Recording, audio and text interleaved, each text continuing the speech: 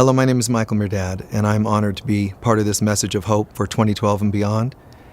I would like to share some insights, my own personal insights about this particular time in our lives. If you're seeing this video, by the way, it means the world hasn't yet ended. Sorry, but I couldn't resist. Anyway, at this time in our evolution, we're confronted with a lot of dilemma, a lot of confusion, a lot of strife in this world and in what we can expect or not expect to see happening in our particular time and in this particular time. I believe you'll find a lot of messages coming from speakers, teachers, authors, even television programs that share ideas about doom and gloom. Other teachers, a little bit more perhaps New Age related, have a very positive message about this time. They might have a perspective that it's just going to be another day tomorrow and things are just going to be a little brighter. I guess my perspective is sort of a blend of the two. There's no doubt in my mind that messengers from throughout history, Aztecs, the Mayans, Edgar Cayce, Nostradamus, Isaac Newton, even, of course, Mother Mary. And one of the most surprising is to hear Jesus, who has this infinite message of love and light in A Course in Miracles, sharing constantly that everything's an illusion and it's all about love and forgiveness and everything's all right. And yet that same Jesus told the channel Helen Schuckman when she wrote A Course in Miracles, and when she was scribing A Course in Miracles, that one of the reasons he was coming to her with this message was that the world, and I quote, was worsening at an alarming rate, end quote. And what this was saying to me anyway, in my interpretation, was that even though it may very well be an illusion, even Jesus was expressing concerns for the direction we were going or might continue to go. So as I see it, there is something definitely changing on planet Earth. Something very dramatic is going on at this time. And no time in history do I know of have we seen science, religion, philosophy, metaphysics, and all these various thought systems, ancient civilizations as well as modern technologies, agreeing on one particular thing. Nothing is going to be the same. Something very dramatic is happening on planet Earth and in our lives. So as I see it, one thing we must face is that there's a need for a spiritual fulfillment. There's a need for our internal lives to come together like no other time in history. Some of us believe in ancient civilizations, Atlantis, Lemuria, and so forth, and that they reached a demise, particularly because of their way of life, their greed, their selfishness, their warlike behaviors. And clearly we're heading the same direction. That is, unless something changes. So what we've tried to do throughout, especially the last generation, is make considerable changes. Pray for peace and love, wear peace beads and sing songs of love and imagining that such things didn't have to happen on the earth. And yet, there is a progression still occurring that we have to face. I believe that what Jacques Cousteau said, actually, way back in the 60s, 70s, he said from a marine biologist standpoint, we were already too far gone. The oceans actually could not be saved. And that's very, very dramatic. It's a very dramatic statement, a very tragic statement in a sense. But he was saying from a scientific standpoint, it's a matter of math. He was saying that something's already happened, and it's just a matter of how long it's going to take to complete itself. So now we're looking at planetary alignments where we reach the center of the Milky Way galaxy. We see another sun flare cycle coming up soon, and all these various sciences and technologies, as well as ancient civilizations, are saying something is going to happen soon, and they all are agreeing, and that's what is of greatest concern to me. One thing I know is this: I do believe wholeheartedly that the world is going to continue to change. And the naysayers or the skeptics say, oh no, it's just another day. For example, when we look at the people that predicted changes at the end of the millennium, they said there are going to be dramatic changes, and of course those skeptics said no, and then it looks like nothing happened because the world didn't end. But really the world did change in a way that will never ever be the same. If you remember, just after the millennium we had the 9/11 tragedy. So nothing has been the same since, and the economy itself was triggered into a change because of that. I believe we're going to see more and more of the same things on planet Earth. I'm not trying to be negative, nor am I being a doomsday prophet. What I'm saying is this is the way of the world. This is the way we need to change. We can learn everything, anything, the easy way or the hard way. And we often have chosen the hard way. So like civilizations before us, and for our own civilization, I believe we are going to see some things being learned the hard way. The great news is this: although some people, some teachers are saying it's just another phase. There's an ending, and that's true. There is another phase. But this is not just another phase. Not another phase in geology, not another phase in science, not another phase in spirituality. This is a major quantum leap like we've never seen before. So the endings are, to me, part of a dismantling. And some of the things I can predict very easily, and I predicted some time ago, I predicted in the late 90s that we were going to see the end of religion as we knew it, and that's been happening, and it'll continue to happen. I also predicted the economy would soon collapse, and it did in a very major way, and it will not ever return to the way we once knew it. And that's all good. And the reason it's good is because they're all illusions. They're all false gods, so to speak. We are meant to find and discover, that is to say, discover ourselves. We're meant to find who we really are. And when we're caught up with things of this world, it's harder to find ourselves. So the things of this world we are creating to fall away from us. We're creating a dismantling at this time and in our lives. And that dismantling is going to lead us to our amazing end result, which is to become once again one with God. So I know it may sound dramatic, but this isn't just another phase. This isn't just another change. Yes, temporarily we are moving into a new dimension. That is a fact. We're moving into a new dimension, and how we can know that that's happening is because people are going to start experiencing not only external changes, but personal changes, such as greater levels of mental strain. People that were not near the edge are coming to the edge mentally, emotionally. People that were at the edge are going over the edge, sometimes even into psychosis, because of the changes in equilibrium on the planet. Now, adding to that, people are also literally losing they're becoming disoriented because of them losing their equilibrium. Animals. Someone just emailed me today and said, Michael, thanks for your recent message, because in Hawaii, there are apparently herds of deer that are going off the land, off the cliffs, into the water and drowning, and people cannot understand why. They responded to a recent email I sent out, or a newsletter, announcing this, because this is going to continue happening. Whales are going to end up more and more beached. Animals are going into the ocean. Birds are flying into walls and so forth. This is tragic, but it's part of what's going on. The planet is shifting its poles, and that's setting off, sending wrong messages, incorrect messages to the minds and the systems of animals, mammals, and humans. So human beings are finding themselves to be more accident prone. They're tripping, they're falling, they're injuring themselves. This is because this is a gradual way for us to acclimate, even though it doesn't seem like we're acclimating very well. It's a gradual way for us to acclimate to the shifts that could very well be more sudden than they are. Then we would really have problems. And yet the truth is the poles are going to shift far more dramatically and faster as time goes by. 2012 is marking a new era. It is marking a new time for us, but it's marking us going into a new dimension, a new reality, a new experience, a new level of consciousness. Now, we could say it's going to be an easy shift, but it most likely, because of history, we can tell it'll probably be more of a dramatic shift eventually. It's already been dramatic, but it'll become probably even more dramatic. At some point, when the dust settles, literally and figuratively, when the dust settles, what I do know and believe is that this isn't going to be just another age. We're shifting into a place that even A Course in Miracles describes to us as a new level of consciousness. It's the right-mindedness. It's a in-between place between here, earth, and heaven consciousness. I've always taught that there are three worlds, so to speak: heaven, Eden, and earth. We've lived in the earth realm long enough, and what happened is we originally lived in heaven, descended into Eden, and then eventually, they say, fell to earth. Now what we're doing is ascending back into Eden. This isn't just a fourth dimension or a fifth dimension. It's even greater than that. It's Eden consciousness, which to me is not as important. It's important for me to emphasize that this isn't just fourth or fifth dimension. It's important instead to say this is halfway home. So we're not just going to go to the fourth or fifth dimension and live there, and then eventually the sixth dimension and so on. We're actually ascending back into God consciousness, and that's the greater message. It's not so much what's gone wrong historically, it's not so much what we're experiencing in the present day. The ultimate message is where we're going, spiritually and personally, experientially in consciousness, and that's with God, back home with God, in heaven. But there will be a time period where we will, what the Christians call a new millennium. There'll be a time where we will be acclimating to that new consciousness, because we can't really go from just heaven, or rather from earth consciousness back into a totality of oneness with all that is.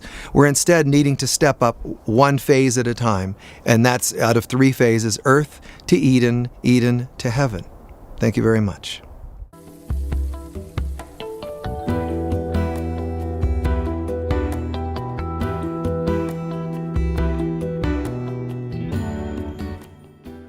Hello, this is Greg Braden. Well, we made it. It's here at last. 2012 has arrived, the end of 2012, which means it's the beginning of a new year of 2013. And as we complete this really pivotal year, and all the shifts and crises and changes that certainly we've all felt and experienced, I think it's clear that the role of community has become key to the way that we navigate the even bigger changes that seem to be coming our way in the near future. So I'd like to take this opportunity just to personally express my deepest gratitude to each of you, everyone listening, everyone watching, for all that you have done in the past and that you're doing right now to support our growing virtual community, our family, as well as all that you do to make the big community of our world an even better place. And I want to take this opportunity to let you know, and I want to be very clear about this, I have never been more optimistic about us, our world, our nation, our future, and what is emerging before our eyes right this moment. From the oral traditions of the ancient peoples throughout the world to the theme of the world's most cherished spiritual traditions, the significance of the year that we're completing, of this 2012, as a window of change. It's been no secret to our ancestors. They knew that this time of change was coming, and they knew because it always does. They understood the cyclic nature of Earth's shifting environment, and they also knew that our future would be determined less by the changes themselves. They weren't so concerned about the actual Earth changes. They were more concerned about us, how we treat one another as we go through those changes, whether we choose to fight one another or whether we work to help one another as we go through the changes and the shifts. Well, for very different reasons, the best minds of today agree as well. The scientists, the engineers, social architects, religious leaders, spiritual leaders throughout the world, they're warning us that the choices that we make right now will determine nothing less than the fate of our nations, the survival of civilization, and even the future of our species itself, the future of us. So I've been asked by so many people from so many places in the world to comment on the events of this year, this 2012, and where I think they're leading, what we can realistically expect over the next weeks and months of 2013. And rather than responding to hundreds of letters individually, I'd love just to answer some of those questions in an open letter to our community and to you right now. So I think the first question, what can we realistically expect? And I think what we can say with certainty is that the stage is certainly set for whatever is about to unfold. It's no secret that the world of the past no longer exists. It's gone. The conventional ways of thinking and living that we've grown accustomed to, the ways we've thought about our jobs, our careers, money, health, wealth, security, spirituality, religion, healing, and the role of America in the larger world, all of those things are falling away before our eyes faster, I think, even than those who knew the changes were coming could have expected. It's a fact. You and I are witnessing literally the greatest shift in power, wealth, resources, and thinking in recorded human history. And while the experts have their viewpoints regarding what is at the root of each specific crisis that we face and what went wrong with one thing or another, when we step back and we look at the big picture, the reason for so much change, for me, becomes very obvious. And it's simply because the world of the past is no longer sustainable. If we look closely, the only things that are breaking down, the only things falling apart, are the unsustainable ways of thinking and living that we've grown accustomed to in the past. So from our policies of energy and economics and technology to the way we think about security and how nations work together, the choices in the past are no longer working in today's world. And as we discover the limits of what those choices bring and experience the consequences of this huge learning curve that has led to this very moment, this last closing portal of 2012, my sense is that we've arrived at this magnificent turning point. It has only one of two possible outcomes. We're either going to transform or we're going to collapse. One of those two things is happening. Well, ancient traditions and modern science underscore the magnitude of our time in history. They also remind us of a powerful fact. What they say is this: it is through the choices that you and I are making in this moment, that we're making today, that the outcomes will be determined. So, in other words, the outcome is not set into stone. So the question then becomes, how do we tip the scales of peace and cooperation and healing in our favor? Maybe more specifically, how do we create an environment that supports fair and sustainable economies, that shares the earth respectfully and compassionately with all life, that bridges the issues that tear at the very fabric of our lives and our families and our communities and our society? Well, the diverse body of work that I've developed over these last 25 years or so, it's my answer to these questions.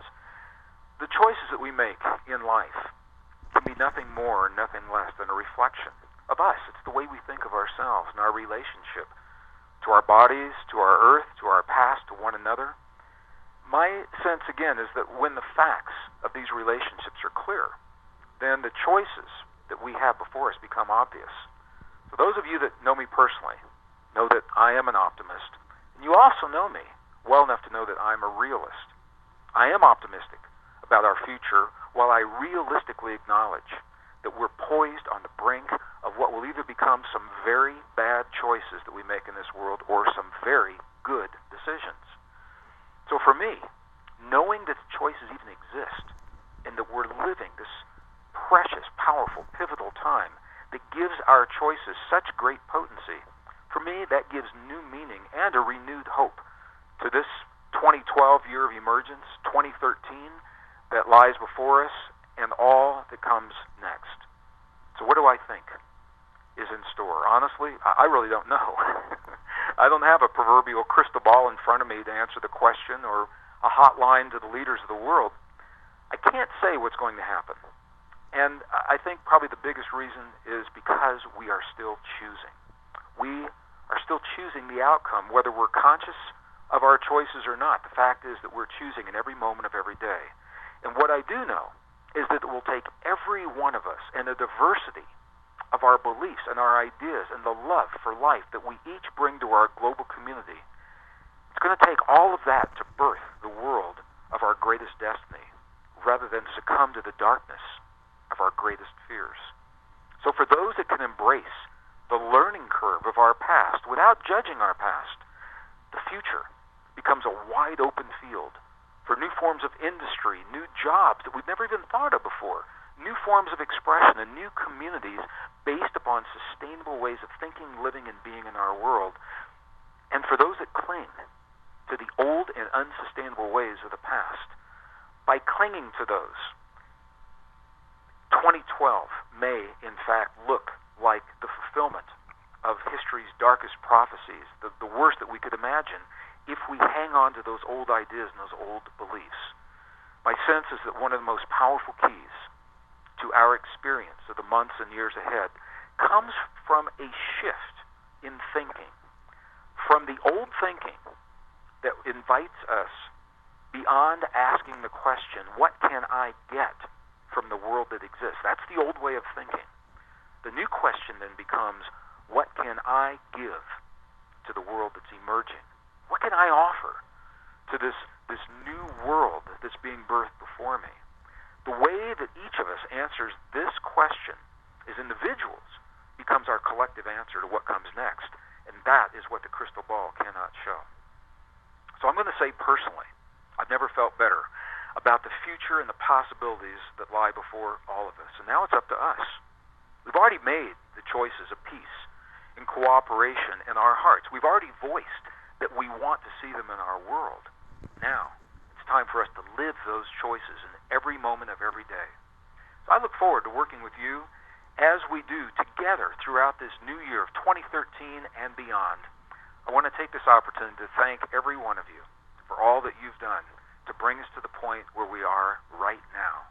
The choices that we've made, we have to say they worked because we're here. We made it. And now we get to choose once again the world before us. So in deepest, deepest gratitude and with so much love, thank you for this opportunity. Thank you to you all. Happy 2013 and beyond.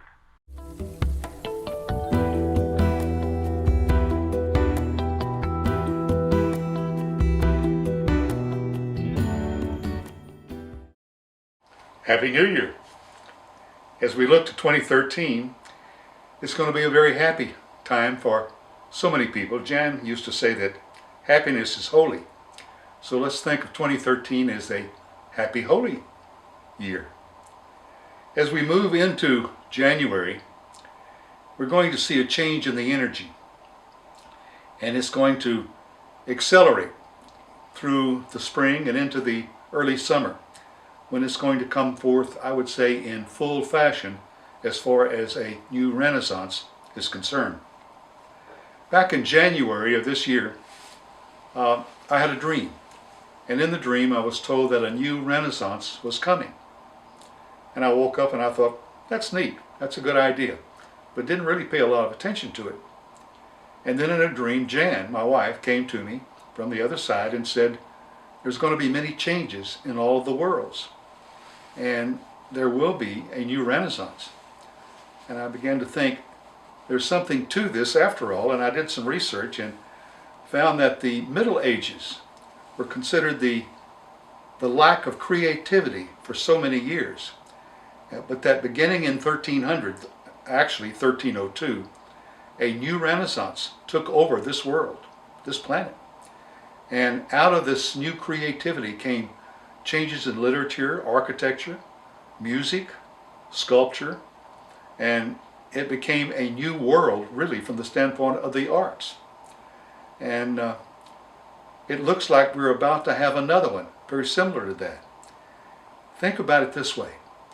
Sometime in the next few months, we're going to see new breakthroughs in literature. The churches are going to have new ways, new types of architecture. The opera, the symphonies, the music is going to be different. We're going to go through a process that many people have been predicting for quite some time but didn't know when it was going to be. It's also interesting that the real breakthrough, so to speak again, was in 1302. 1302 is a number 6. 2013 is also a number 6.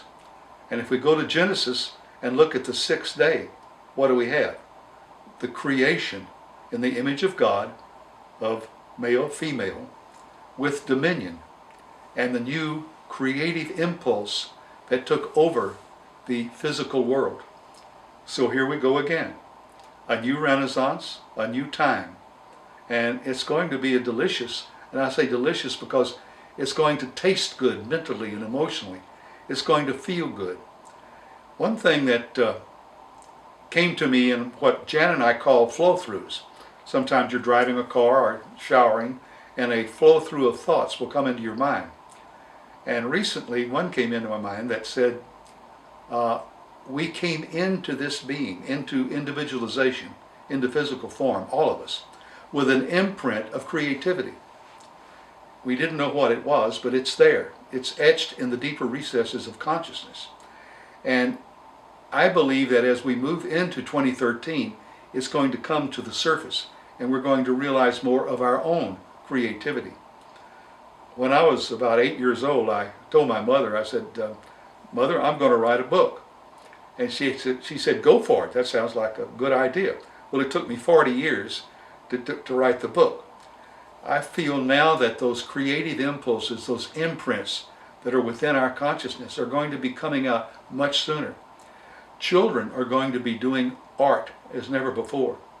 children are going to be seeing things in their minds and in their hearts of a creative nature that they had not known before. And my mother grew up on a farm and picked cotton when she was a child. And she told me one time, she said, you know what I wanted to do all my life? And from the time that she was a young woman, and I said, what? And she said, I wanted to be an artist. I wanted to paint pictures. And I said, well, it's not too late now. When she was 84, she painted her first picture. And then another one, and another one. She did 14 over a period of 2 years and had media recognition for some beautiful, beautiful works of art. So what I'm looking at now is that we're not going to take so long. It's going to be an impulse that's going to come out very soon. I should mention that on December the 31st, noon Greenwich time, will be the 27th World Healing Day event with people from all the countries around the world participating. 27 years, that's a 9, and a 9 is usually looked at as a completion time. So perhaps we can have more of the saturation of that energy of peace and love and joy radiate from each one of us to go around this world to make sure that 2013 is a year of peace. So again, Happy New Year. God bless us all.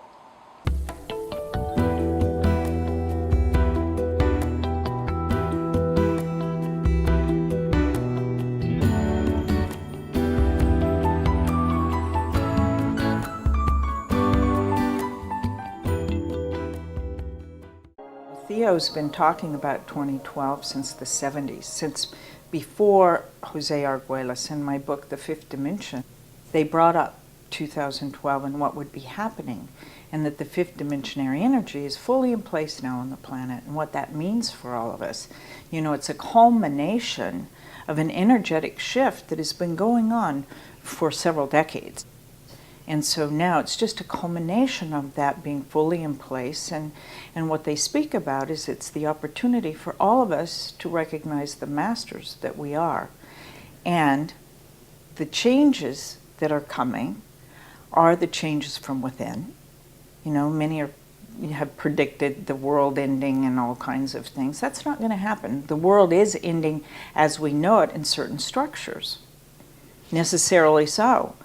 But a whole new way of being is being birthed right now for all of us as a global community, common unity of humankind. What has been occurring is there is a realization of the third dimension, which is your physical reality. The fourth dimensionary energy has been a spiritual awakening, which has been in waves, decade after decade, in the last 100 years. However, what has been happening of late, there has been a quickening energetically for the fifth dimensionary energy, is that which is the energy that the masters hold, that have been the teachers, that have given prophecies throughout the ages, holding an energetic level of masterhood. And in that energy is the presence now for all human beings to actualize that within themselves. So what is occurring now are the changes necessary within each belief system to accept and know one is worthy of the masterhood and that which is the divine being that they are. So it is a process of self-integration, soul integration, if you would, that allows the beings to be conscious of the empowerment of this time. You have all chosen to be incarnate in this time, which is exquisite. And if you could see yourselves as we see you, where there would be no discontent. We see the light being, the divine beings that you are, choosing to have an experience on the earthly plane, which is an emotional learning process. But a coming together of like-mindedness, and with technology as you know it, and the expansion of that which will continue, there's a voice and a dialogue that allows for each of you to know the other. Whether one lives next door or across the world in another place, you can see that the human species is one. with all the dreams and desires each of you have, and the desire of love to be fulfilled, to have peace in your hearts, to have a family structure of great peace and love. That is the bottom experience of human beings, wanting that belonging, that love, but first the self-love and that worthiness aspect of it, recognizing that yes, you are divine. You are the resonance of God embodied. It's that opportunity of that remembering. And so there are many challenges within that, for it requires one to step out of the mode of thought that you are a victim and into the empowered thought or the causal realm energetically that you are the creator, which you are.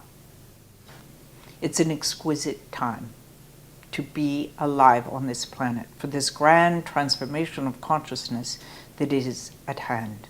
So embrace it, do not resist it. The embracing allows that fulfillment to be. God's love unto you.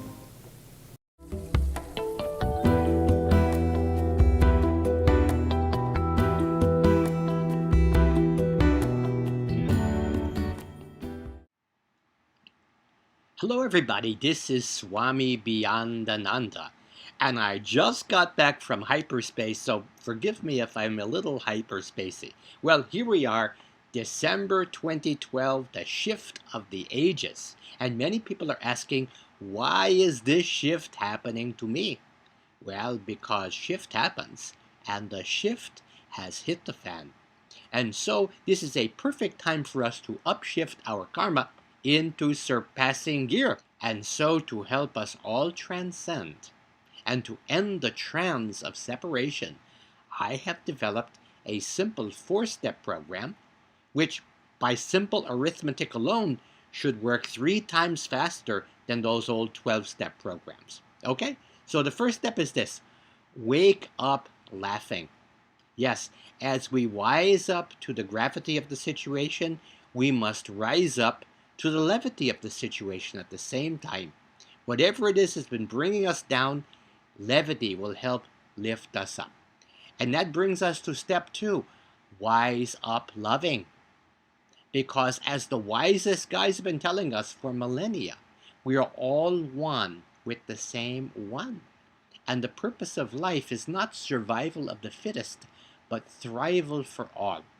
Love is the new currency in the ecological economy, because the more we spend, the more we have. And as you know, we are not here to earn God's love, we are here to spend it. And here is some very good news. Love is more powerful than fear. Otherwise, we'd be singing, all you need is fear. She fears you, yeah, yeah, yeah, yeah. No, we're not singing that. Okay? So, we might as well surrender to love. Yes, surrender to love. Let's give up the fight. If love is good enough for Jesus, Buddha, and the Beatles, it's good enough for me. Now, step 3, grow up giving. If we want to overgrow the current dysfunction at the junction, we, each of us and all of us, we have to grow upward. Not just grow up, but grow upward, from children of God to adults of good. Now, while not many of us have seen God, we have all seen good. And we have all seen good, and good is good. Goodness gracious, gracious goodness is what we need right now. Yes. And then finally, step 4, show up. Show up living. As the gospel of fundamentalism, with the accent on the fun, tells us. We are not here to earn God's love. We're here to spend it, and how you spend it depends on what you love to do. Make a bucket list of all of the undertakings you wish to undertake before being overtaken by the undertaker. And then do them. Do them. Then start doing them. They say that an unexamined life is not worth living, but I will tell you something else. An unlived life is not worth examining. So, turn off your TV and tell a vision instead. Yes, television. I television to you, you television to me. And then we will have healing and functional visions to step into. Now, people have asked me, Swami, could you make a prediction for what will happen in 2012 and 2013? Well, the only prediction I could make for 2013, for sure, what will happen is the millennia will celebrate its bar mitzvah, okay? But other than that, no predictions, because this is a world of unlimited possibilities, and prediction limits the possibilities. So, better than prediction, I recommend telling your vision. So I will start. Imagine living in a healed world. Yes, imagine that. Imagine think tanks where they think about more than tanks. Imagine this. Imagine young people living for their country instead of dying for it. Okay, I am going to stretch your imagination beyond stretching the imagination. Imagine going to the voting booth and voting for the greater of two goods. Now I know what you're thinking. You're thinking, Swami, you are proposing a sane world. You must be crazy. But I say this, we do not need to change the world. All we need to do is toilet train the world, and we'll never have to change it again. Okay, so finally, my final message to you is that laughter is what heals. So, what we want to do right now to ensure that we have plenty of laughter as we come into this next year and into this really new time, I would like for us to all take a vow of levity. So, all those wishing to take a vow of levity, please rise and repeat after me. All for fun and fun for all. And may we laugh, laugh, laugh till the sacred cows come home. Namaste and namasko. Bye-bye.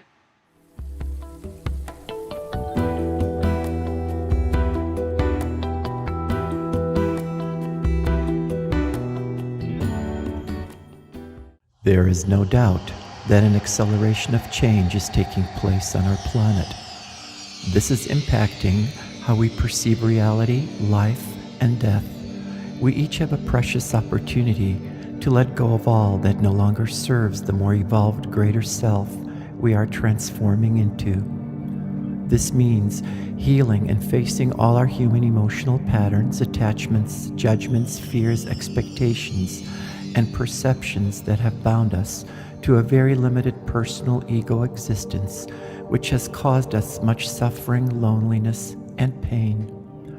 With the activation of all the gamma radiation, the solar flares, and the intensification of cosmic outpouring from our central sun Alcyon in the center of our galaxy, all these events are a catalyst for the awakening and shift for humanity from a 2-strand DNA to a fully activated 12-plus DNA strands. This means our ability to tune into our higher self and universal consciousness is becoming much more accessible to everyone on the planet. Being able to use this intelligence to serve others and bring more healing, love, peace, joy, and enlightenment to everyone you come in contact with. The important thing to understand is not to be so much concerned with what is going to happen to Earth in 3D, but to be more concerned with your inner self. That is your barometer for the shift to a more resonant, liberated, light, and love-filled being. This is also the barometer that will decide the outcome or the evolution of mass consciousness on Gaia and the cosmic shift of Gaia herself. There is great compassion and patience which the Ascended Masters hold for each life stream evolving here on Earth. Many souls are awakening and quickening their awareness and understanding of their higher self, allowing this intelligence and love to guide them to a higher reality beyond duality, beyond the illusions of 3D. As you become more aware of the 3D matrix and how it operates and projects the virtual holograms of duality we call reality, you will realize that this operation is coming from a fourth dimensional astral plane. If you wish to evolve beyond this, then invoke the assistance of the Ascended Ones or your higher self, who will guide you to a fifth dimensional reality and beyond, where there is no more duality, suffering, birth, or death. Unconditional love, devotion, compassion, patience, forgiveness, and empathy are the keys to unlock this door. And one of the most important keys is releasing self-judgment. Look deep within your own subconscious and see if there are still traces of self-judgment, any traces of victimhood, martyr, or predatory energy that is fear-based, resulting in a need to control or manipulate others in inappropriate ways. Another important key is discernment, your ability to make healthier choices. Choices that will support and empower your liberation and freedom are imperative for your evolution. Desire is not the root of all evil. It's what you do with your desires, how you harness them. If you become a slave to your desires, then they will control you. If you embrace all the desires of your heart and then continue to surrender them to your higher self, you will be well on your way to a quickening of your liberation and ascension. There is no more time. Welcome to the eternal now, and don't forget, be gentle with yourself. Blessings and love to you all. Love, Aeolia.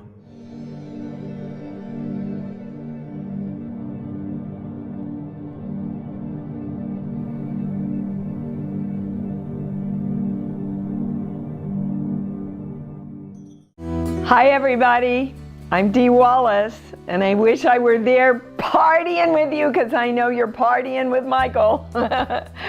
So my message of hope for December 21st in 2012 is you. It's all about you. We're the ones we've been waiting for. You're the creator. You're the one that's going to empower everything. And so your fears, your beliefs, your perceptions around what December 21st is about is what it'll be. Are you there? Or woohoo! Are you there? Because you know, it's all about light. Everything's light.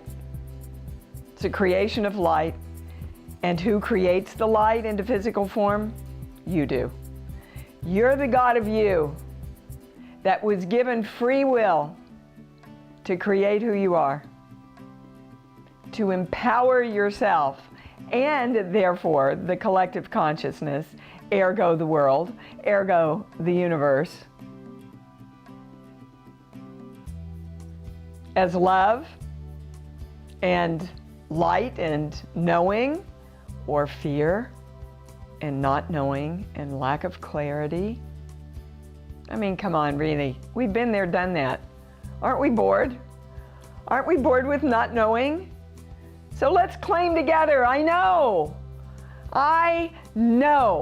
that the creation of love and joy, empowerment, health, wealth, great, fabulous, frickin' relationships, awesome sex, and a country that works together is our right, our possibility, and indeed our duty to direct and create. We are the gods of us. And when we decide and commit to who we are and what we want, the entire universe rushes in to help us.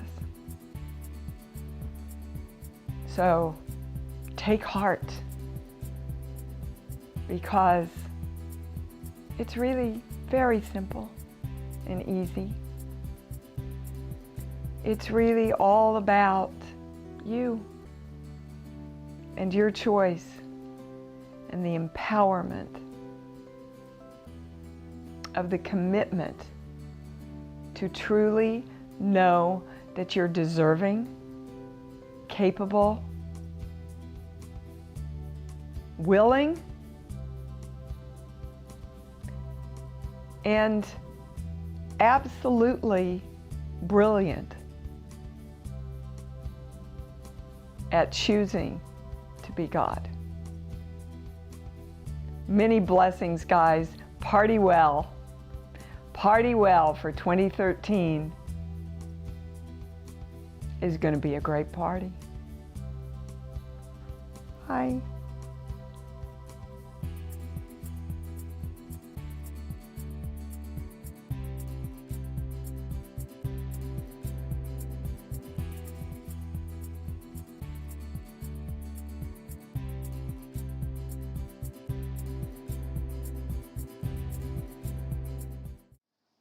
Hey, how's it going? My name is Gary Bernard, and I'm the author of The Disappearance of the Universe and Your Immortal Reality. And they asked me to talk for about 5 minutes about, what the year 2012 really means, and the date December the 21st, 2012.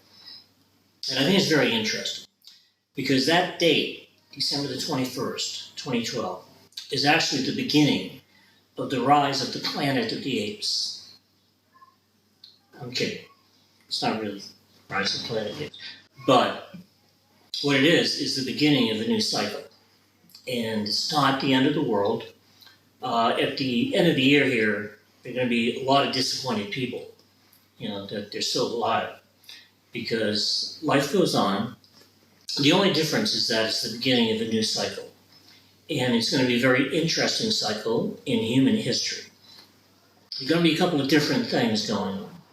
There's going to be, what passes for life, what you watch on the news, the events that seem to be happening in the world. And that's not always going to be very pretty. If you're looking for the economy to pick up and for things to get better, I wouldn't count on that if I were you. I think it's going to be a while before that starts to happen. But just because things aren't going good, it doesn't mean that things can't go good for you. It's really what you make of it.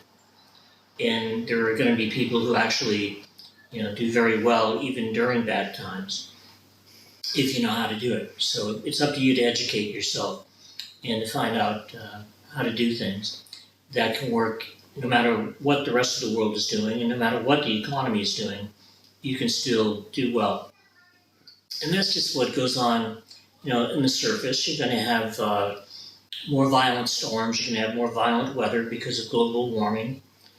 And there's going to always be problems. There always have been. But at the same time, underneath the surface, there will be things going on that you won't see on the news. For example, a general spiritual awakening is taking place in the world. My teachers in my books, Art and Persa, they said that there are more enlightened people walking around today on the planet than there have ever been in history. I think A Course in Miracles has a lot to do with that. But I think that there's a general awakening going on. It really started about 100 years ago, but it's been accelerating. And now that we're beginning this new cycle, that phase is going to accelerate even more. And that spiritual awakening will become more and more apparent to the people who know about it. And at the same time, as I said, you're not going to be hearing about it on the news. And the news still makes fun of spiritual people. And that's their thing. But our thing is not to worry about what somebody else is doing, because enlightenment is found within. It's not found without you. And whatever you're into, and I know there are a lot of people who are going to see this who are into a lot of different things. Whatever you're into, I'd say find the discipline, stick with it, and you'll make a lot more progress than you will if you just keep jumping from one thing to another. It's better to find a discipline and to stay with it and to develop it into where it actually becomes a part of you. If you do that, you'll make tremendous progress. And, I think that another thing that you'll be seeing that'll be happening as this decade goes on is that eventually on the surface of the world, things will improve. It may take another 10 years. I don't want to bum anybody out, but it could be another 10 years before things really start to improve as far as economic conditions are concerned. But I think from the year 2022 to the year 2056 or so, about 34 years, that's a nice Fibonacci number. My teacher said that what's going to happen is the biggest economic expansion in human history. They actually predict, and they're sticking to this prediction, that around the middle of the century, the Dow Jones Industrial Average will be at the 100,000 level. So, that calls for very good times. But unfortunately, it's not going to start for about 10 years, and then it'll accelerate as it goes along. What you can do in the next 10 years is you can realize that it's not unpatriotic to short the stock market. It's not unpatriotic to buy gold. It's okay to do these things. They're legal. They're perfectly ethical. And if you do something like that, you're not screwing anybody. You're just doing what you're capable of doing. And at the same time, the important thing is how you look at it. It's not what you know, it's how you look at what you know and what you do with what you know, and if you practice it to the everyday situations and events that you see in your life. With A Course in Miracles, it's a certain kind of forgiveness. With you, it might be that, it might be something else, but whatever it is, do it, apply it. And if you do, then that can lead to inspiration, it can lead to guidance, and it can lead you to all kinds of good things. So I wish you luck and I wish you love. Thank you.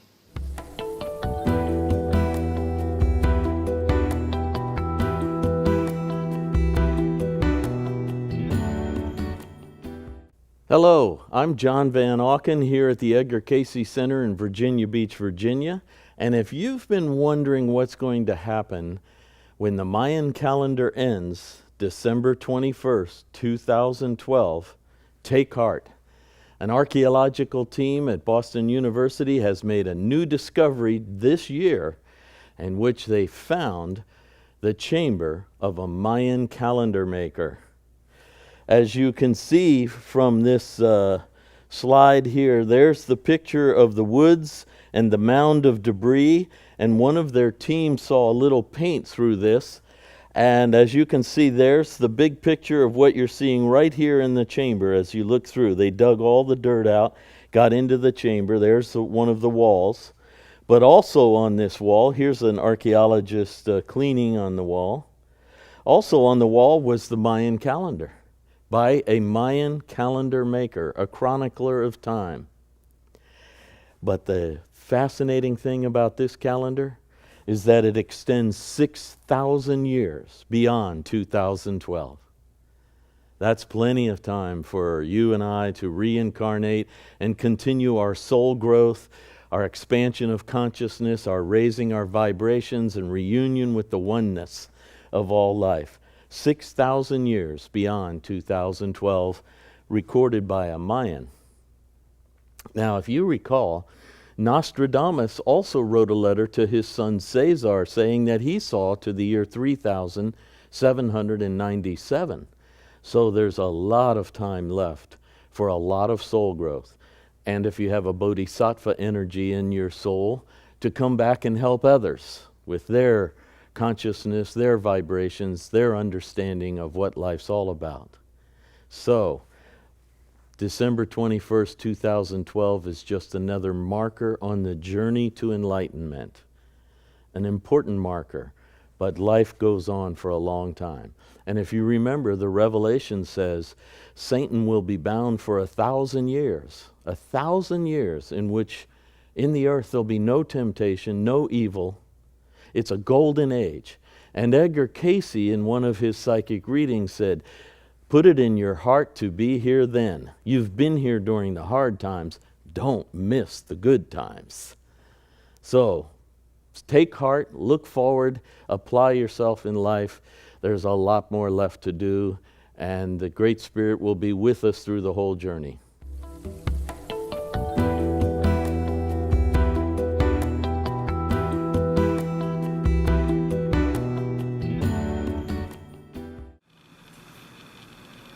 "2012 will not be the end of the world as many people are afraid that it will be. It might just instead be the end of the world as we know it today, in a very good way. It will be an elevation of our consciousness. It won't be as if on December 21st we pick up our bed sheets, look underneath and scream because we're suddenly invisible. We might scream for another reason, but I'm sure we could turn that into another interview. Right now, the focus is that I'm not even sure we're going to notice anything on December 21st, December 22nd, maybe for 1 year, for 3 years, for 6 years.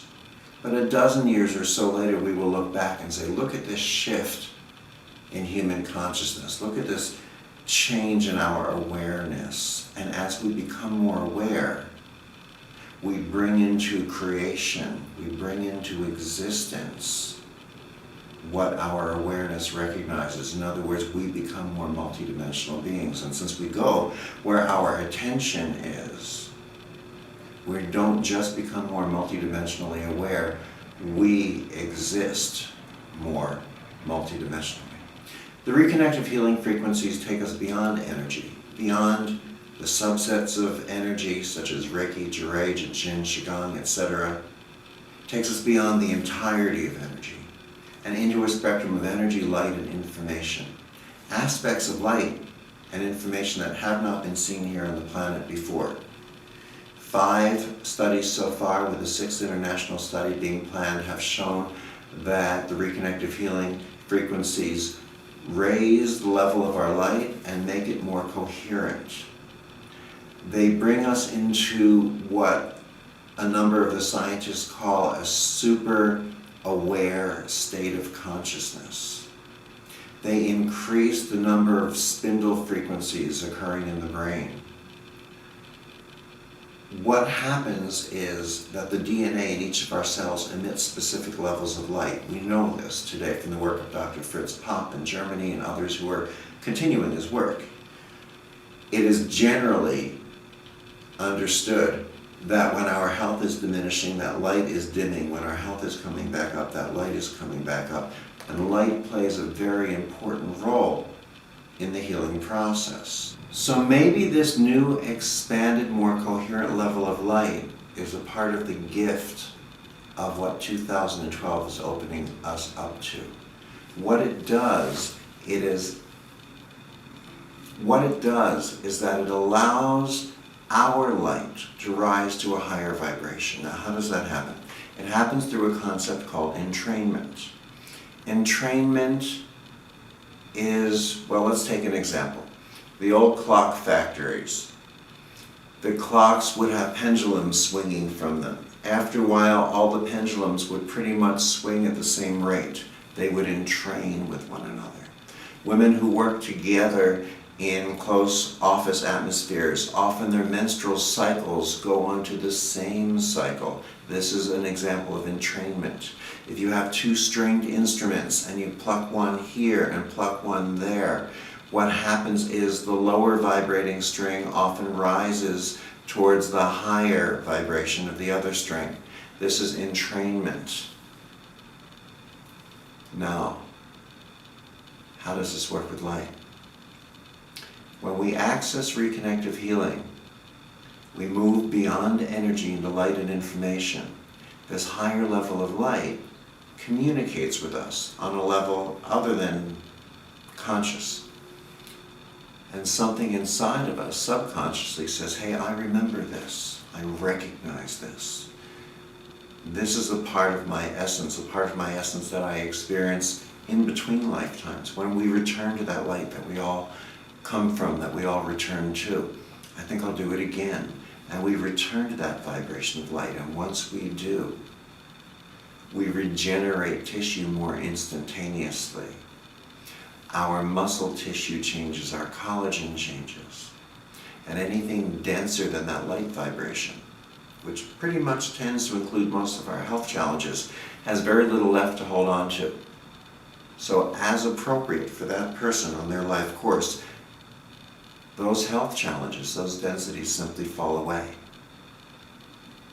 The insights of 2012 are to teach us to redirect our vision, to bring our insight and our attention back home, back inside of us, to step into becoming the healing so that we can inspire the healing and evolution within others. Many people are looking for a message of hope for 2012. I don't think it's about hope as much as it is simply about recognizing that we are evolving into more aware, more multidimensional, more comprehensive beings. I believe if hope goes anywhere, my hope for 2012 is that we learn to recognize, to stop looking for what makes each and every one of us different, individual, and unique, but that we learn to look for what makes each and every one of us the same.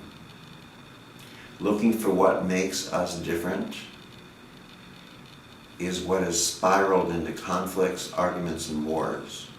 When we learn to recognize what makes us all one and the same, that when one child cries in one part of the planet, 100 children weep in another, that when one child laughs, 1,000 children laugh, that we are that connected. As soon as we recognize that, we will become more fully one community on this planet. And as far as I'm concerned, that's the next step into becoming more fully one community in the universe.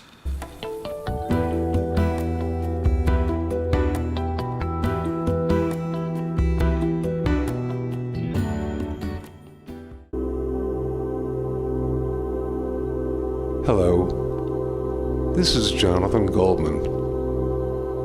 Here we are at the end of 2012, fast approaching the winter solstice, a time when many traditions and prophecies predict great shift and change for our planet. I'd like to present a positive and uplifting outlook for these upcoming times. It has been my intuitive knowing for quite a while that December 21st will be ushering in an era of increased love and healing for humanity. I'd like to acknowledge, however, that currently our world seems to be divided, with tremendous turmoil occurring on economic and environmental levels. There's more fragmentation among the peoples of our planet than ever before, politically, socially, and spiritually.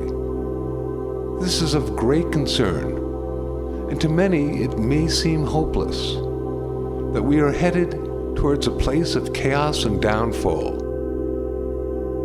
But I must tell you, this is not the way I see it. That is because I know this fragmentation that is occurring can be healed. It can be made whole, and we can be one. The solution lies in our being able to realize that there is a oneness, a singularity that we are all a part of. In order to begin to create the singularity, we need to work together in a state of cooperation, not competition. We need to resonate with the energy of compassion so that we understand that what affects one of us affects us all. When this happens, those barriers between us that divide us and make us separate vanish, and we begin to not only heal ourselves, we begin to heal our planet. The question is, how? From my perspective, the answer is simply that we must begin to awaken as a species by opening to higher levels of compassion and cooperation towards ourselves and our planet. Again, the question arises, how can we do this? There are actually many different ways that this can occur through various modalities that can change our consciousness and our awareness. For me, the most powerful and effective way to do this is through the use of healing sounds. My favorite method of utilizing sound seems to be the most effective of all that I know of for shifting frequencies. This is using intentionalized sound in order to change our own vibrations as well as those of our planet. Here I am talking about making our own self-created sounds, anything from toning an elongated vowel to just humming, in order to shift and change the frequency of our nervous system, resonate our chakras, and bring our consciousness into higher levels of being. For many people, when I mention the idea of using self-created sounds, they immediately go into a state of separation because they say something like, well, I can't do this. I can't hold a tune in a bucket. But I'm not talking about making music. This is not about getting up in front of an audience and singing a song. That's entertainment. That's wonderful and can be very healing. But what I'm talking about is called entrainment. This is the ability of one vibrating object to shift and change the vibrations of another object. We can learn to use our own sounds individually or together on a unified group level to interact and interface not only with each other, but with the energy of the earth, what many call the Gaia matrix, and to help awaken others on our planet to the energies of compassion and cooperation, of singularity and oneness. I am so pleased that science has shown that one of the most important elements in terms of our ability to affect ourselves and our planet is to be able to create a synchronization or a coherence of our heart and our brain. By creating this coherence, it appears that our own personal electromagnetic field can be expanded hundreds or even thousands of times. When we experience this through global prayer and meditation, we connect with the energies of others as well as connecting with the electromagnetic field of the earth itself. This field then becomes exponentially greater. How extraordinary. A major key with regard to our being able to interface with the energy of our planet is the addition of our own self-created sound. When we add the energy of self-created, intentionalized sound to this heart-brain coherence, we can amplify our interconnected field even further.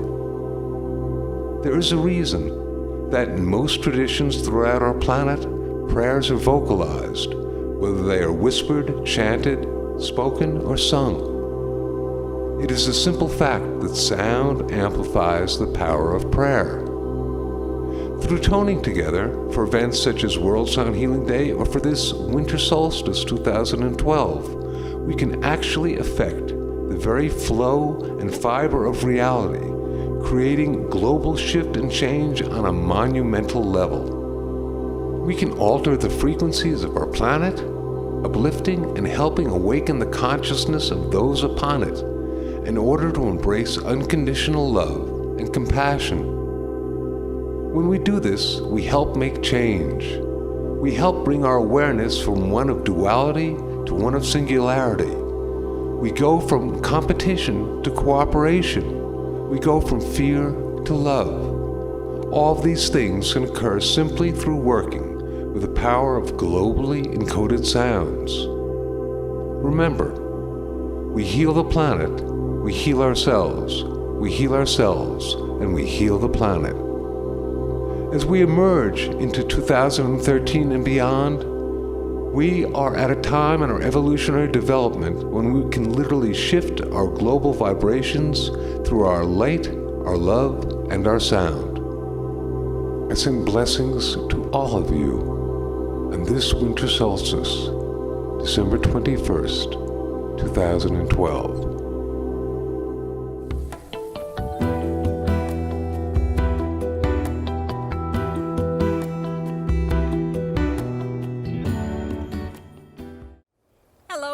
everyone. I'm Jean Slater, and I'm so happy to be here with you, even if it's only in video form. I am so looking forward to 2013 like no year before. Why?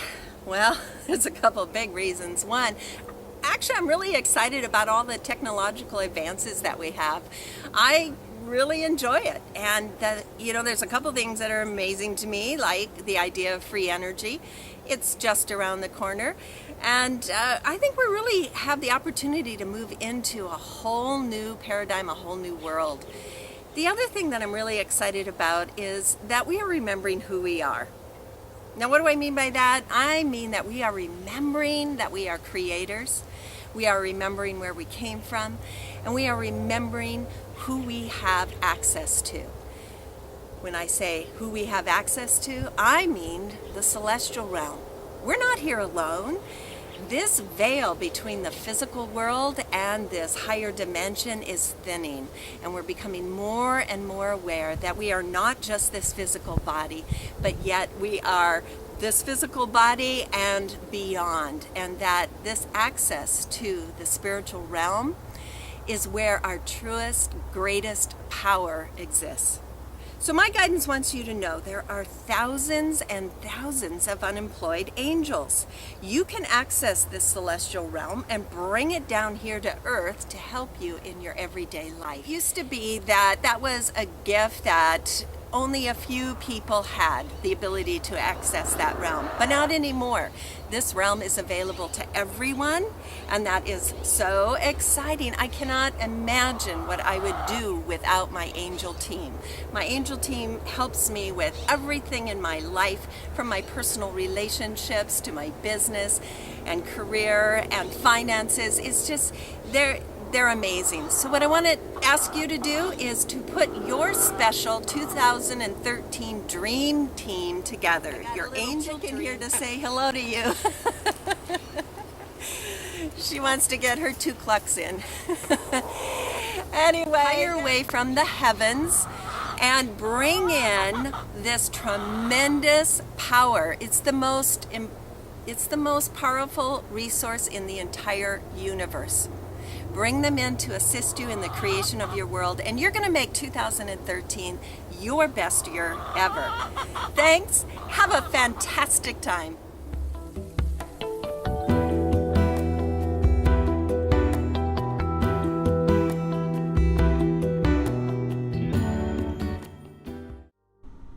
Hi, this is Stephen Halpern, and I'm delighted to be sharing these thoughts with you right now.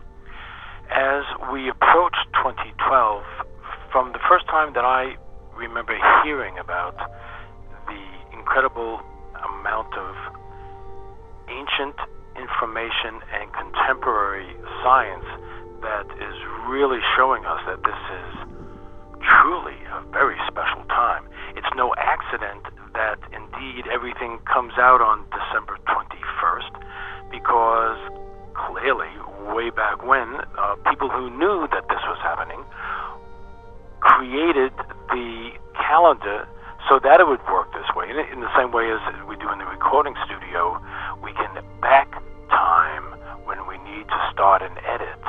And I know when I've been speaking to some people, they say, well, how could it be, how could it just be that December 21st happens to be so special? Well, it's because it's not an accident. And with that as well, the whole concept and the fear merchants that have been putting out the end of the world scenario, as so many people have been putting forth over the last 10 years, it's the end of one cycle and the beginning of another. And that's where I hold the vision of such a positive vision that those of us who are participating in the new paradigm in birthing a new consciousness really use the tools of our consciousness, of our technologies to band together. And I don't use these musical metaphors lightly, and would also say that as we shift into these higher realms and these more specific specific states of consciousness and particular brainwave frequencies where we can literally link our brainwaves and link our consciousness. Way back when, Barbara Marx Hubbard, Dr. Gene Houston, and others talked about the very word of inspiration, dealing with breathing, and conspiration, conspiring, literally breathing together and orchestrating our consciousness. Well, what I've been working with, of course, has been specifically in the sound domain, contributing and composing and channeling music that can be used both on an individual basis to help individuals get into that aligned, attuned, and resonating with the higher levels of our own being and the higher levels of other levels of existence. And also, as two or more people listen to soundtracks that are similarly attuned, whether they're chanting, whether they are listening, making some of the sounds with crystal bowls, etc., that conscious creation of sound with intention takes everything to a higher level and makes for a more powerful signal, a more powerful waveform. Literally from science and physics, we could see that when people breathe together and focus their consciousness in the same way, well, the key then is how and when do we focus that? Obviously, on December 21st, we will be focusing in so many different ways, whether it's with the Shift Network and Stephen Dinan and Barbara Marx Hubbard with her group, and the Celestine Vision of James and Sally Redfield, or the Global Coherence Project promoted by HeartMath. There are so many different groups. Maybe we'll all be able to focus and get a symphony of consciousness where we really will be manifesting what we are reading and learning and discovering theoretically and practically, that we can speak to our DNA, we can literally communicate with our molecules, with our cells of our body, and with the overcells, and actually the vibratory resonance of our planet. My hope and my affirmation is that many of the people who are card-carrying New Agers and believe in consciousness and higher powers take a more active participatory role in what's going on, and that they do choose to add their energy, to add their vibrations to what all the rest of us are doing in this aspect, because there are many on the other side of the equation, of the energetic equation, perhaps not as full of light as the groups that I mentioned before, and I would imagine you who are watching this right now, that it's important for all of us to join in. We all need to be part of this universal symphony. We're all part of the band, and it's time to play. I think it's no longer appropriate to be sitting in a cabin, sitting in a cave. We need to come out, and through both the internet, through time-aligned meditations, whether it's tuning in to 12 midnight Greenwich Mean Time, or your local version of that, or in that wave of consciousness that we've seen in other meditations, where every time zone tunes in at a particular aspect. That is such a powerful modality. I know for myself, last year on 11/11, which was also the anniversary of when I first came to California, I was undergoing some physical challenges and orchestrated a focusing of healing energy for myself. I wondered before that whether I would notice anything. I can tell you that I felt like I was levitating. I felt like I had been meditating for 8 hours. It was very, very real. And I think as more of us do this sort of activity and join in, it will become more and more of a reality. And that becomes a self-fulfilling prophecy. As more people join in, the waveform, the energy builds and makes it easier for others to tap into that. In the same way that when you tune up and align and resonate and activate your first chakra and get that in tune with this perfect pattern of vibration, it sends out vibrational shockwaves to align and entrain the second chakra, and so on up through the 7 chakras. That's actually part of the basis of my album Chakra Suite, that in the same way where 2 or more of us are gathered, greater spiritual leaders than I have made that well known over the last many thousands of years, where 2 or more of us are gathered, that waveform is enhanced, and it's not a metaphor. We can feel it, and I look forward to many more of these opportunities that we need to join our hearts, our minds, our energies, and our love to affirm and manifest and set the intention of creating a positive future. If we don't set a conscious agenda, someone else will, and it doesn't seem to be in harmony and in supporting our own higher well-being and our own higher good. So it's really time to go inward, go outward, to focus on the politics of vision, some of the most ancient uses of consciousness, and bring that into the present day, honoring the love, honoring each other, honoring those on many planes who are witnessing this incredible moment in our own personal and planetary evolution. I have no doubt that all of us who are alive now made the conscious choice to incarnate, to be awake and alert and aware at this time, to participate and support and amplify the healing of our planet and the raising of consciousness and the progress of our own and collective soul evolution. So with that, I send you love, I send you light, and look forward to sharing with you on December 21st.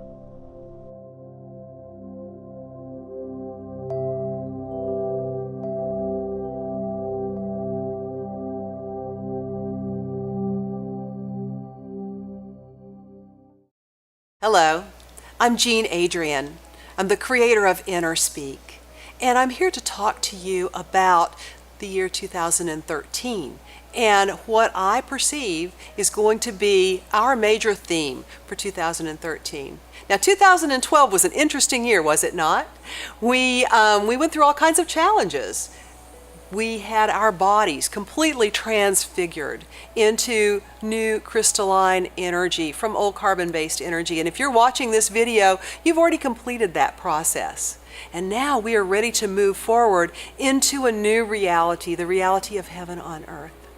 The 2 bywords for 2013 will be accountability and responsibility. We have to be responsible for creating the realities that we desire to actually have manifest in front of us. So that's the big piece of responsibility, but we also have to be accountable for those creations. Now, how's that going to play out in your life?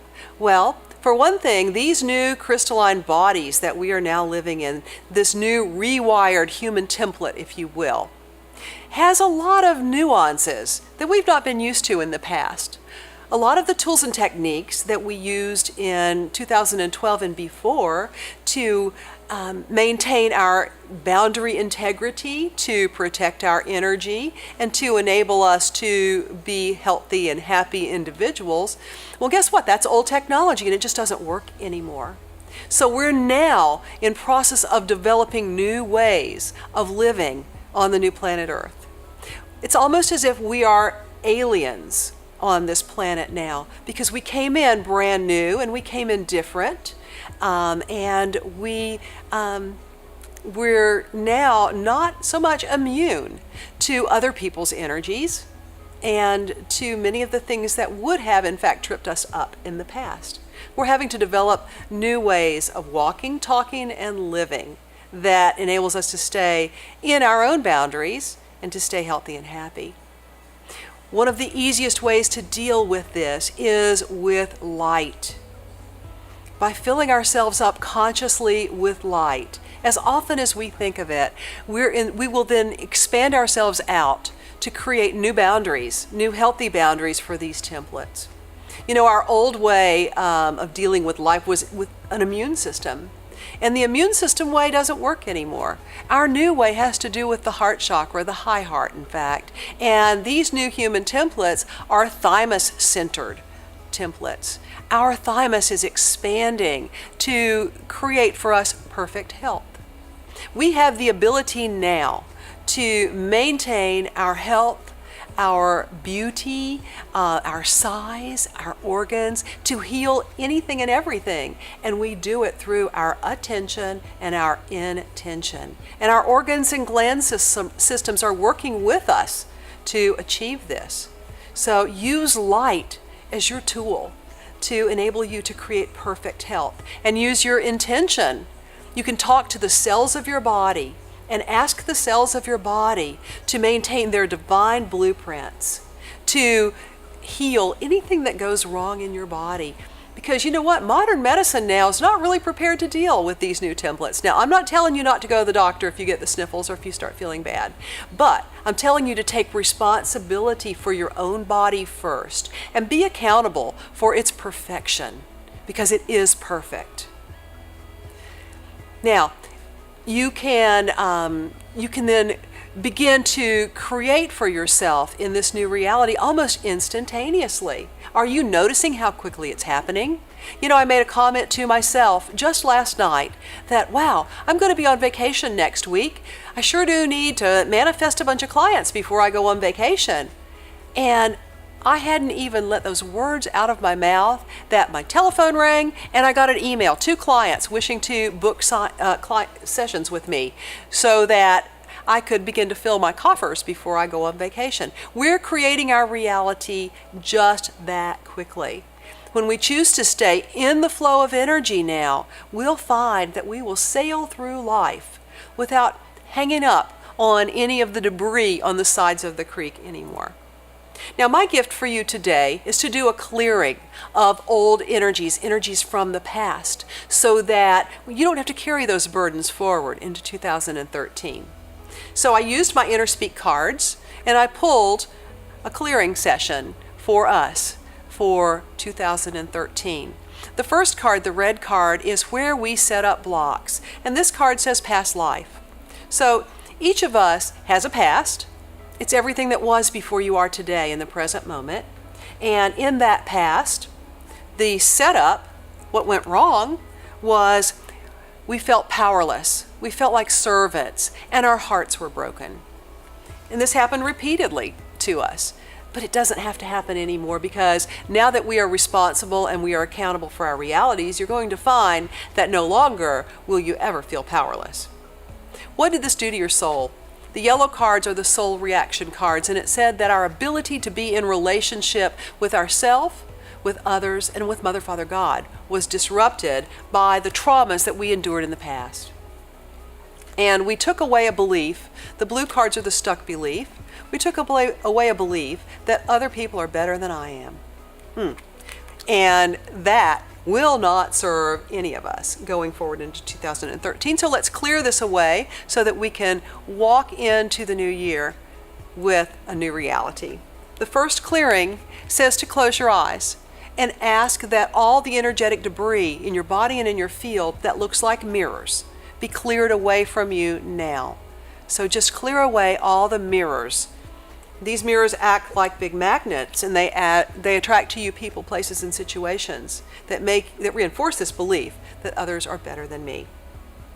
Now you've got some additional old stuck energy from the past that's sort of holding you into not present time, into old paradigms of reality and things that you haven't let go of. So just take a moment and clear that debris away as well. Do that by forgiving everyone in your past that you perceive ever wronged you, and forgiving yourself for everything that you think you screwed up or you did wrong. Let it all go, because it is in the past. It's washed away now. And now finally, what I want you to do is just imagine that there's a big piece of paper right in front of you. And I want you to let a beautiful angel write you a message on your piece of paper. This is the part that is unique to you. Let the message give you let the angel give you a message, and then turn it around and read what it says. The message that I received is, "Dear one, you are loved beyond all imagination. You are the creator of your reality, and now the fruits of your manifestation are appearing before you. Enjoy them and flow freely into life, love, happiness, joy, and bliss." And this is my wish for you for 2013, and you receive blessings from the angels for doing this work. So the violet cards are your angel blessing cards, and the first one says that you've received a healing from your awakened inner self. And the second card is the return of your authority, your power, and your confidence. So put on your I am presence and walk in your strength, in your power, into this new reality, into this new year, and enjoy the blessings. I am Jean Adrian. Thank you.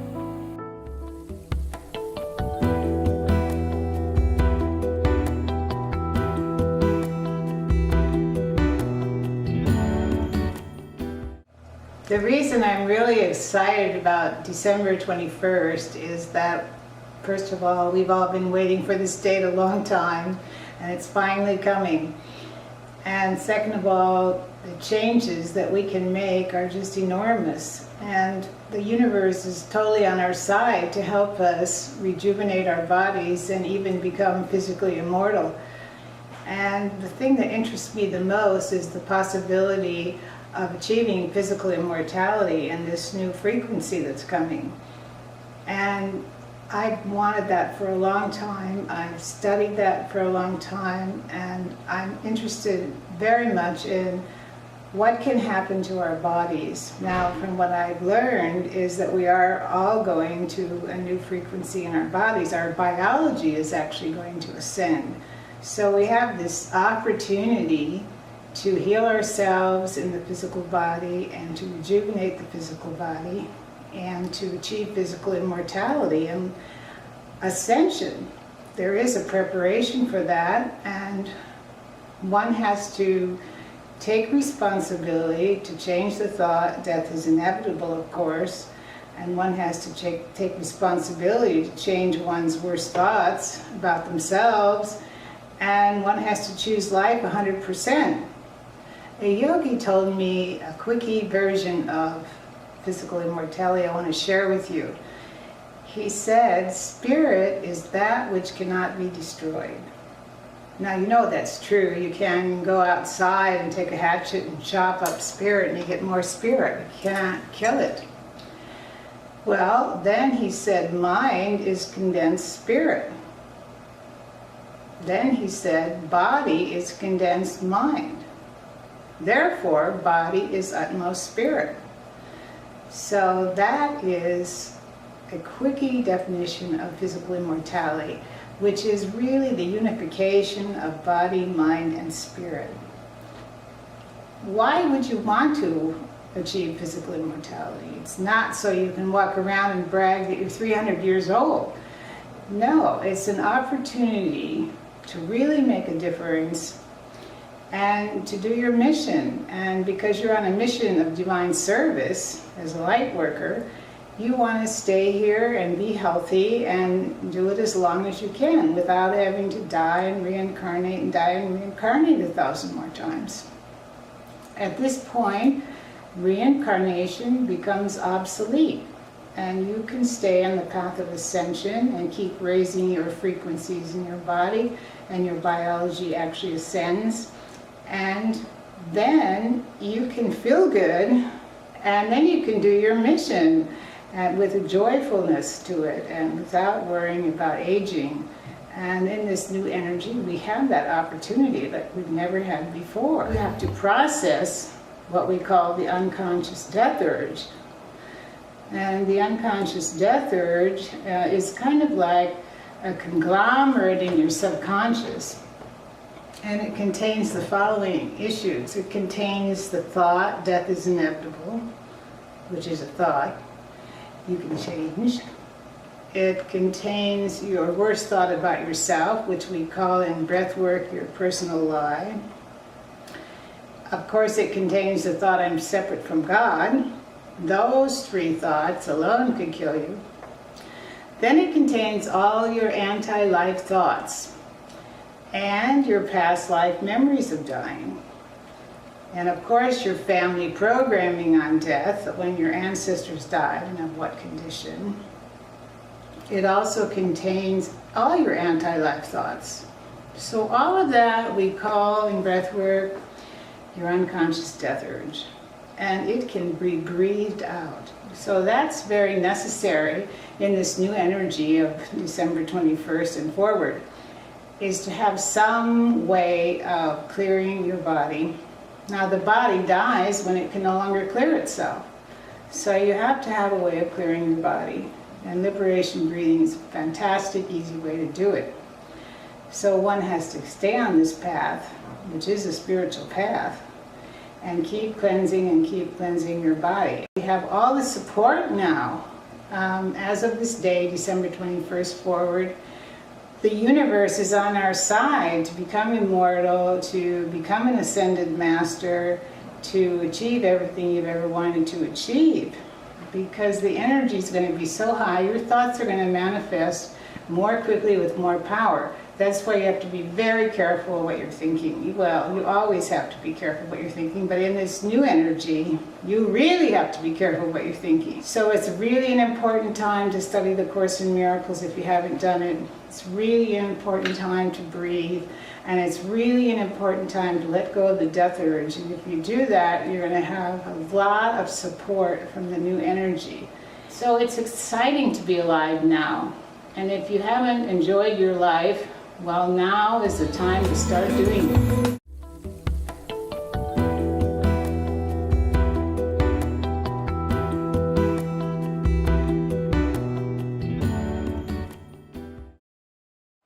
Hi, I'm Erin Starkey with a message beyond hope of certainty.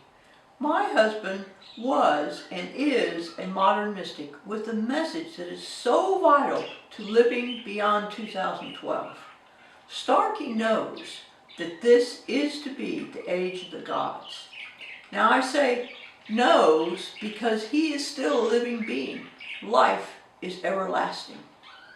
But before he made his transition into his light body, together we wrote the Starkeys, a guide to living fully beyond 2012.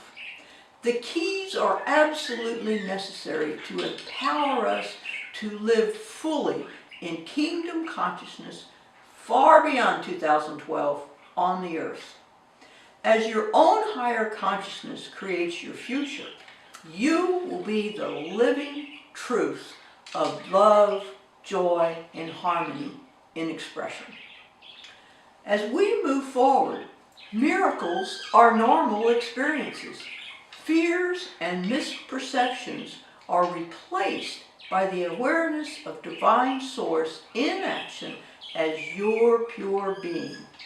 Plus, there is no matter, no form that cannot be changed. Nothing that cannot be forgiven, as love is the key to your life expression. No longer will there appear to be a gap between your humanity and your divinity. You hold the keys to making the shift into living as gods. Your living brings higher perceptions into an awareness that uplifts the consciousness of the whole. Now, what is this shift? Well, Starkey would say this is the shift from the objective to the subjective. What does this mean? Well, it means that it's time for humanity to reverse its priority, to refocus from the outer world of effects or objects to directly live from and as spiritual source.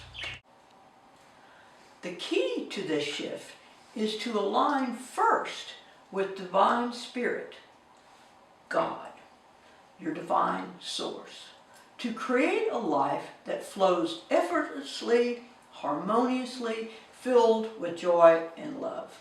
To align with God, we have to know that it's all God. We have to go beyond objective words to the subjective experience of true inner knowing. This is the mystical experience of oneness. Now, why is it so important to make this shift? Well, each one of us is so empowered at this time that the ripples of our consciousness are felt across the universe. The sunny days come from our own hearts.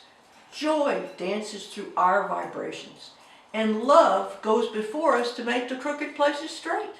Our light shines out to the world and beyond. It's the age of the gods.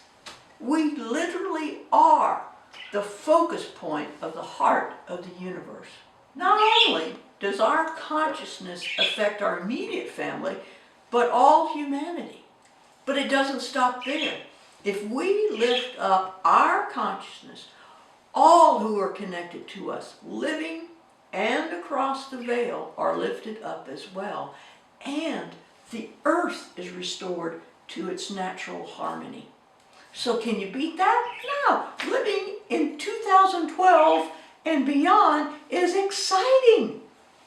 If Walter were here making this video, he would want to tell everyone to use their earth time to listen to both the within and the without. It's all God. Everyone is on their own right path at their own right time. But no one can play the game the same anymore. We have to flow both from the within and the without with love in expression, with love, joy, and harmony. Don't resist, but replace hope with certainty. It's all God. So live as the highest expression of God as your own daily life. Trust the process and go for it. It's the age of the gods. Thank you and love in all ways, the Starkeys.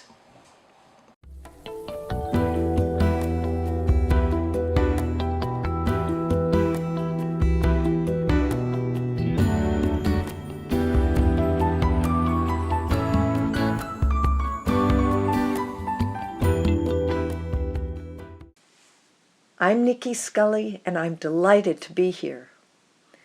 It's time to use the exponential power of our numbers to create the love and vision required to truly change things and transform our world. So close your eyes, ground and center. We are about to take a shamanic journey. Focus on your heart. Find the eternal flame that lives in the sanctuary of your heart temple. As you bring it into focus, feed it with love. Love is the fuel that makes your heart flame brighter and more radiant. As you continue to pour love on your flame, focus on the heart of the earth and the heart of the cosmos simultaneously, and begin to inhale the power, vitality, and wisdom from earth, while you draw down the intelligence, power, and love from the cosmos. Notice what happens when they meet in your heart center and join with the love you continue to pour on your heart flame.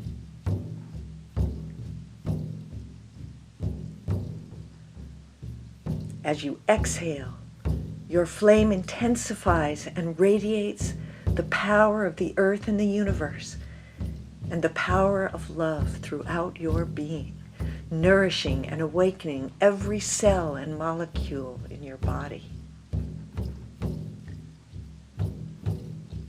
The heart breath acts like bellows and increases your radiance until you feel your heart flame connect with the heart flames of all the others who are gathered to support this moment. The light that is created when our heart flames are connected is so bright that it acts as a beacon to summon all consciousness throughout the universe that wish to support our efforts. Invoke your own spirit guides, totems, and allies to join us and feel as our gathering grows.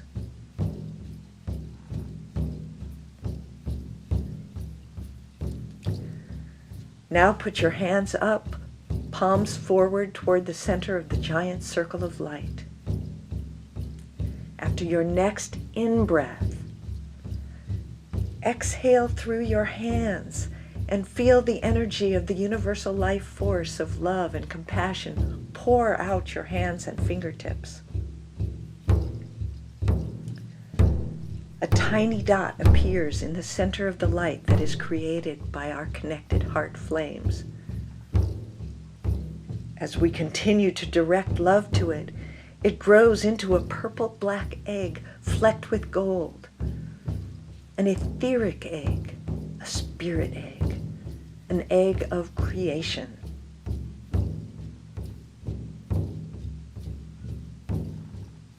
On your next heart breath, inhale your intention to envision a new world, and then exhale your love into the egg through your hands and heart while envisioning the world you wish to live in, the future of our planet.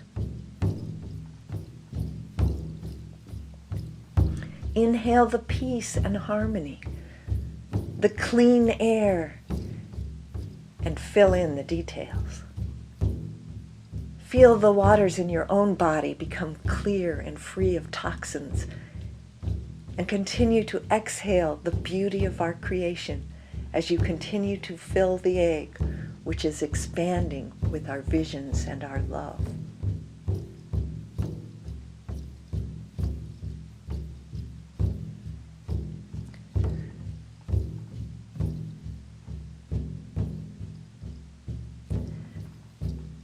Now simply hold space with your breathing and quietly allow the invisible mystery, the unfathomable intelligence and love of the primordial creator to add that which our minds are incapable of imagining while the alchemy happens, hidden within the confines of the shell of this egg of creation.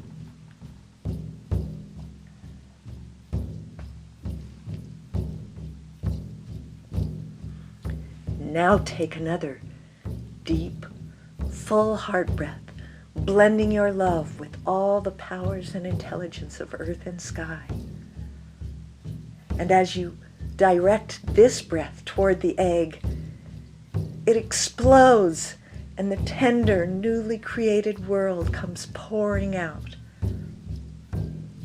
Feel the love, the ecstasy, the joy as it engulfs you and everyone around you, and then spreads throughout and around the planet. What does it look like, feel like, and smell like? Allow yourself to sense the feeling of well-being and harmony in this world that we've created. Feel the new frequency within which we bask, and that we now generate, each of us, from our core, our hearts, our hands, and our breath.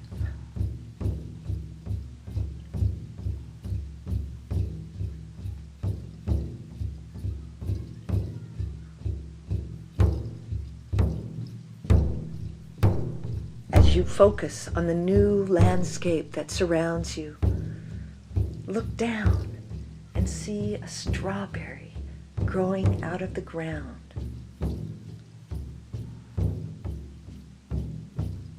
As you pluck it, you realize that this sumptuous strawberry is imbued with and has come from this newly created world.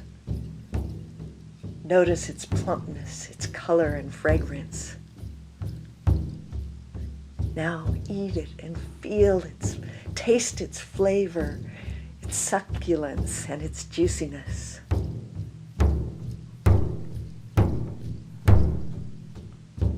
when its essence reaches your heart. Allow yourself to feel all the energy of this new world making its way through every cell of your body, every molecule, and out into the world. Keep spreading it with your heart breath while you ground and center yourself. And then turn and hug the person nearest to you.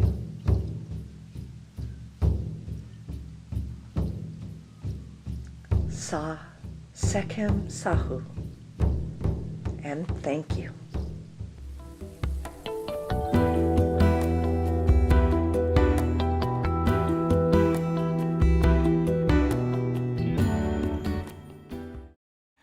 Welcome. I'm Patricia Cota-Robles. And Precious Hearts, I'd like to share with you a little bit about this moment on Earth. We're in the midst of the greatest shift of consciousness ever to be attempted in any system of worlds. Never has a planet that's fallen this far into separation and duality been given the opportunity to move forward this quickly in the light. As a result of this unique experiment, the entire company of heaven, from literally galaxies beyond galaxies and suns beyond suns, is focusing on this one tiny planet, sending to us the love and light in amounts that is truly the maximum that cosmic law will allow. Every single day, there are billions of people on this planet that in one way or another have turned their attention to a higher power, invoking the light of God into their lives. As a result of those heartfelt pleas, the company of heaven has responded. The gates of heaven have opened, and the beings of light have been given a cosmic dispensation to come through the veil to meet us halfway. Now here we are in that cosmic moment, talking about the solstice of 2012 that we've been hearing about intensely for the past 25 years. So what does that mean for all of us?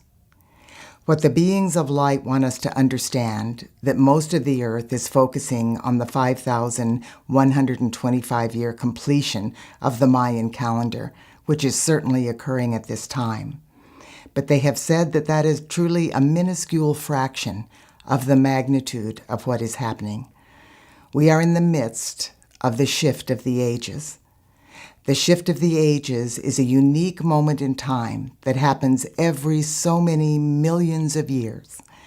And in addition to the completion of the Mayan calendar and this particular cycle, truly the whole of creation, there are cycles within cycles within cycles that every so many million years dovetail into one rhythmic momentum with the heartbeat of our omniscient, omnipotent, omnipresent Father, Mother, God.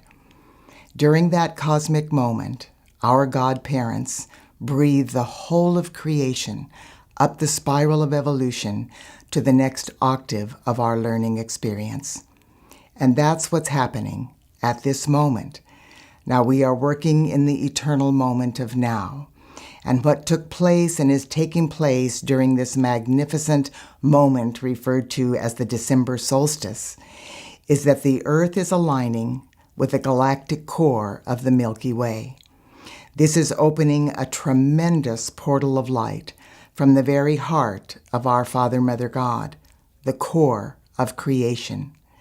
This shaft of light is blazing through the heart of the Milky Way into the heart of beloved Mother Earth, radiating out through the crystal grid system, raising every particle of life, energy, vibration, and consciousness into a higher octave of light. What is actually occurring is that this planet is being birthed into a higher frequency of a new solar reality. This is something all the world religions and all of the prophecies have talked about for eons of time. We are moving up the spiral of evolution into a higher order of being. So what does that mean?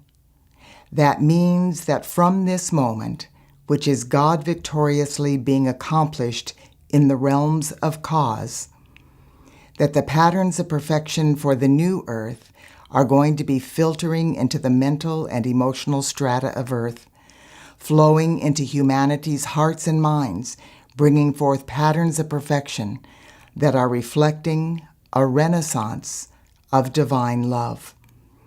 What does that mean for us? Well, the beings of light have said that for anything to happen, it must first occur in the realms of cause. But once something has been God victoriously accomplished in the realms of cause, nothing can prevent it from manifesting eventually in the physical world of effects, which is the physical plane of earth. The only variable is how long that will take, and that is up to you and me and the rest of humanity evolving on this planet.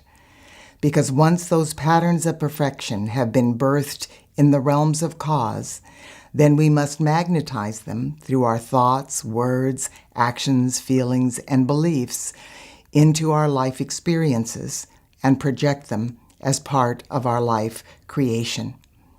This is what we are being called to do. And the patterns of perfection that are reflecting through this new birth are the patterns of divine love. These patterns reflect the oneness of life and the reverence for all life. What this means very tangibly and practically as we move forward from this moment is the reality that every particle of life throughout the whole of creation is interrelated, interdependent, and interconnected, is going to be pulsating within the conscious heart and mind of humanity. When we begin responding from this inner knowing, realizing that every thought, word, action, or feeling we express affects every particle of life on earth, we will realize there's no such thing as us and them. There is no separation.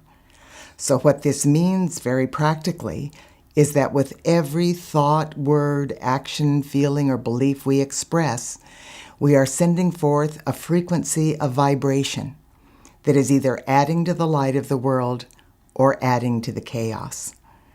And once we remember that whatever we project on any other part of life, we are projecting on ourselves, we will shift in consciousness in a way that will transform this planet and transcend the darkness that we have been exiled in since our fall from grace eons ago. We will reclaim the divine plan and the divine intent for this blessed planet and all life evolving upon her. And we will ascend into new levels of consciousness, a higher order of being, a renaissance of divine love that will perpetually reflect the oneness of all life, the abundance and infinite perfection in the patterns of perfection for the new earth, and we will truly be the sons and daughters of God that we have always been destined to be. So this is a moment for you to listen to your heart. You are not receiving this information by chance. If you are hearing this information, it's because you have been preparing for literally lifetimes to fulfill your particular facet of the rebirth of planet Earth. So I welcome you to this planet, and I am delighted that you are awakened and that you remember your purpose and reason for being, and that you are willing to serve as a surrogate on behalf of all humanity. And you are also expressing the instrument of God that you have volunteered to be prior to this embodiment. God bless you, and thank you for volunteering to be born during this cosmic moment on this beloved planet Earth.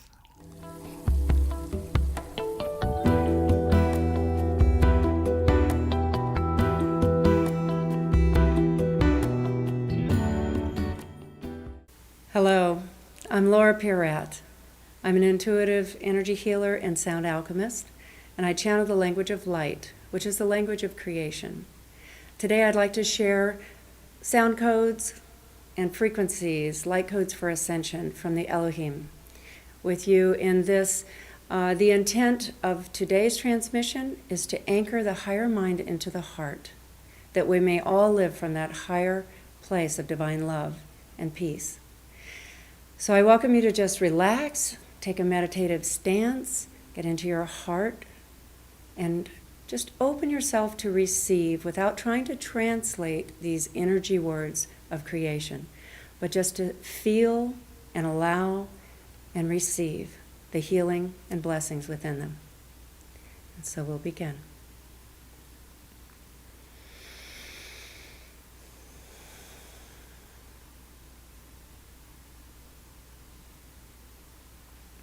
Anakaya waso, anakia walo, ale ela ama a, ale awakaya wasolaka, ropaka sia wasomakaya, ele ela ama a, alakaya wasomaka, enikialo ala. Ele alo somakai otakasi, ola ala ama a, alealo sa ana. Ele awakaya wasomakaya, e alo ala anakaya waso ana. Otaka siawa amanakai. Ale ela ama a. Ele alo otaka solakaya wa. Mole e kaya wasolakai. Ramanakaya wasobakasi. Mokaya wa. Ele ea otaka sala asalakaya. E alo ala. E alo kaya wa sola kaya wa. Ane ela ama a. Elea wa soba kaya otakasa. Ana kia wa. Mele ea otakasia wa so ana. Be ela makaya wa otakasi. Ale ela ama a kaya wa soba kaya otakasa. Ene kia wa. Amana kaya wa. E alo koya wa so. Ale ela ama a. Ele kia wa soma kaya wa. Ele wa sobaka. Ropaka si. Ramana kaya wa sobaka la. Ele ela ama a. Akaya wa sola kaya wa. Emeni kia wa. Mana. Ebri iki alota kasola kaya. Ele ela ama a. Ale kia wa sola ka. Emeni awa so. Amana kia loka. Rapakasia wa sobakasa. Ebedi awa. Anakaya wa so.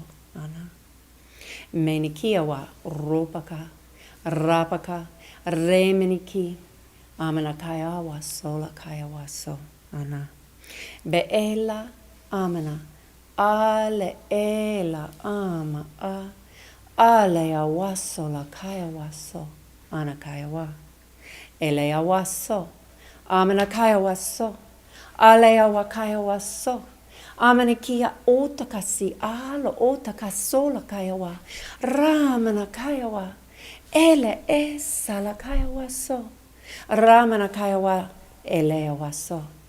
Banakaya wa. Ele ela. Amanakai otakasi. Ele ela ama a.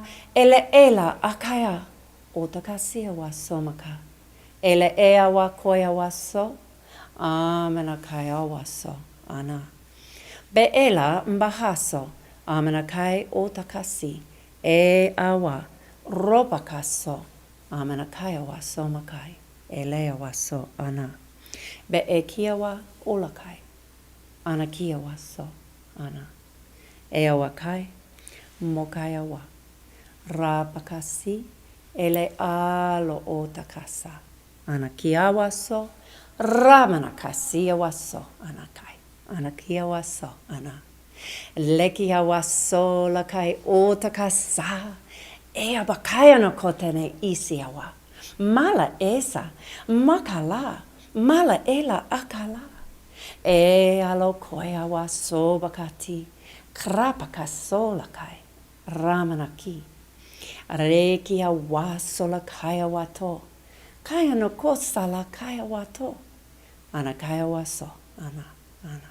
Ele ela ama kaya wato asala. Ele ela ama a ala kai otakasi anako. Ana. Masala belea. Komanakayawa, Lekiawaso, Makiawaso, Anakaya, Ana. Allah.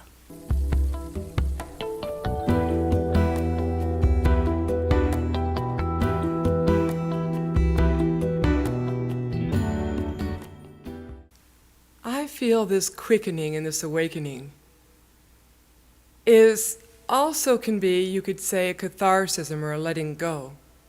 It has to be, because before a new can come in, we have to release and let go of the past.